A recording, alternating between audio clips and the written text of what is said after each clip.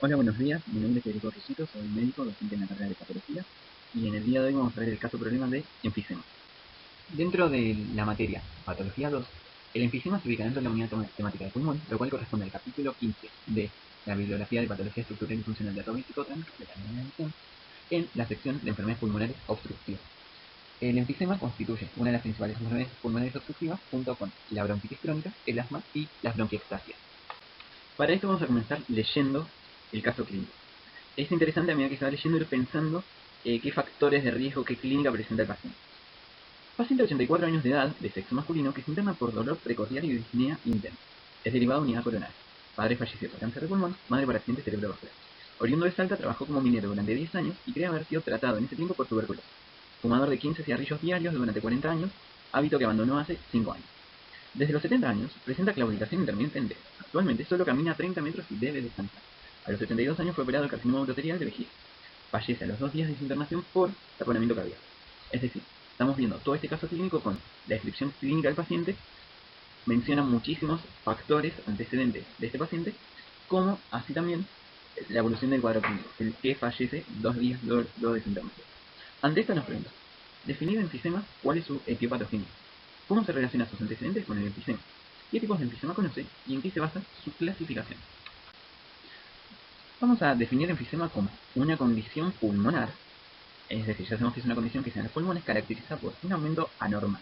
Irreversible, es muy importante que irreversible es un aumento irreversible, no es reversible, sino que por el contrario, vemos que para definir enfisema es necesario definirlo como una condición irreversible de los espacios aéreos distales al bronquiolo terminal, con la destrucción de las paredes alveolares y con mínima o sin fibrosis.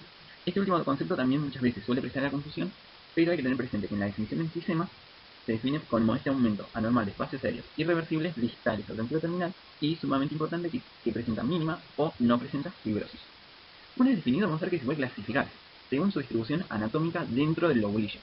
Según esta distribución, podemos ver que hay 4 principales tipos de enfisema, que son centroacinal, panacinal, paraseptal o irregular. También existen otros tipos de enfisema como ser el compensador, el senil, el obstructivo y el bulloso. Con respecto a los tipos de enfisema, es fundamental comprender que lo más frecuente es que sea tipo centroacinal. El enfisema más frecuente, el 95% de los casos, es de enfisema centroacinal. Este enfisema se caracteriza por ubicarse en los lóbulos superiores, en la porción del bronquiolo respiratorio y está asociado a tabaco y a neumoconiosis. Es decir, recordemos que es relativamente frecuente que una parte de la población fume. Es muy frecuente el tabaco como un factor de riesgo. Por eso podemos pensar y asociar que, dado que es tan frecuente el consumo de tabaco, que se correlaciona con este tipo de enfisema, es por eso que el enfisema centroacinal se vuelve el más frecuente. Los otros tipos de enfisema son muchísimo menos frecuentes. El que le sigue, por ejemplo, es el panacinal, que podemos ver que afecta a toda la sino, por eso se denomina panacinal. Es alrededor del 5% de los casos, alrededor de este porcentaje, afecta fundamentalmente lóbulos inferiores en los acinos. Bueno, y como características del paraseptal se dan fundamentalmente en los signos distales, más que nada cerca de la pleura, tiene cierto grado de fibrosis y puede presentar bulla. Y después, aquel enfisema que se relaciona con las cicatrizaciones, es decir, con lesiones previas que han cicatrizado, es el enfisema irregular. Este enfisema clínicamente es asintomático. Observamos que distal al bronquiolo terminal se encuentra el acino normal. Lo más distal son los conductos alveolares, mientras que entre el bronquiolo terminal y los conductos alveolares encontramos a los bronquiolos respiratorios. Es muy importante recordar esta descripción del acino normal, porque así nos permite interpretar mejor en dónde se da la lesión en cada tipo de enfisema. Acá estamos viendo en esta diapositiva dónde se dan las lesiones en el tipo de enfisema, los dos tipos más frecuentes. Recordemos que el tipo más frecuente de todos, alrededor del 95% de los casos, con el tabaquismo como gran factor de riesgo, es el enfisema centroacinal, que es el de la imagen B. Observen cómo está dilatando, está aumentando el espacio aéreo del bronquiolo respiratorio, mientras que el panacinal se caracteriza por una afectación difusa, fundamentalmente a nivel de los alveolos alveolares, pero también en parte del bronquiolo respiratorio, por eso se denomina panacinal. Este aumento de tamaño a nivel del acino vemos que tiene una cierta correlación con la macroscopía. Observemos cómo el enfisema centroacinal, que afectaba el bronquiolo respiratorio, cómo se ve en la macroscopía la presencia de estas estructuras dentro del parénquima pulmonar. Mientras que el panacinal vemos que estas estructuras dilatadas son más difusas incluso que en el centroacinal. Con respecto a la patogenia, aquellos mecanismos por los cuales se produce el enfisema no solamente se van a perder las células endoteliales y epiteliales, sino que también se pierden los mesenquimatosos. Todo esto produce la pérdida de matriz extracelular, es decir, del andamiaje sobre los cuales debería haber crecido estas células epiteliales. El enfisema puede ser interpretado como una consecuencia de una reparación insuficiente de una herida, debido a los distintos factores que podría tener estas lesiones.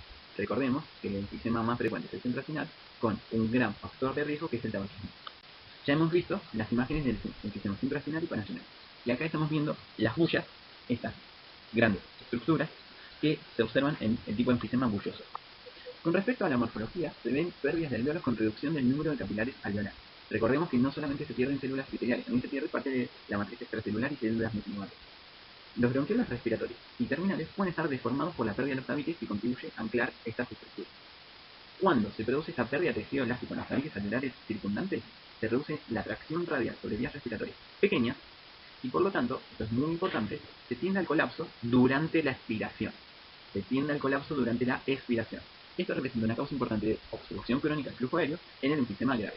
Recordemos también que el enfisema, por definición, es un proceso irreversible. Por eso la obstrucción se da de una forma más crónica. En la enfermedad evolucionada siempre se observan inflamación bronquiolar y fibrosis mucosa. Esto en la enfermedad más evolucionada. Acá observamos distintas morfologías, tanto macro como microscópicas, del enfisema. Lo más característico, que ya mismo la definición del enfisema, es esta dilatación. Recordemos que este aumento del espacio aéreo tiene que ser de forma irreversible. Recordemos, repasemos la definición de enfisema.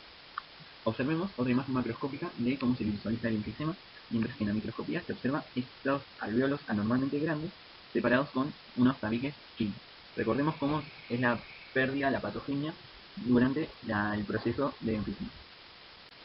Bien, recordando la definición y patogenia del enfisema, se puede entender por qué el signo radiográfico más característico es el atrapamiento aéreo.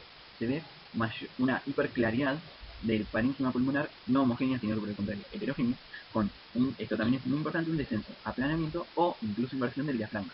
Todo esto correlacionado con la dificultad en la aspiración, con un aumento irreversible del tamaño del acino distal al bronquiolo terminal. Además, se pueden observar cambios no solamente a nivel de las alturas pulmonares, sino también en la caja torácica. Se ve horizontalización de las costillas y un tórax más campaniforme. Aquí se observan un par de imágenes de pacientes con enfisema. Recordemos que lo más característico es este aumento de la claridad, de la lucidez a nivel pulmonar.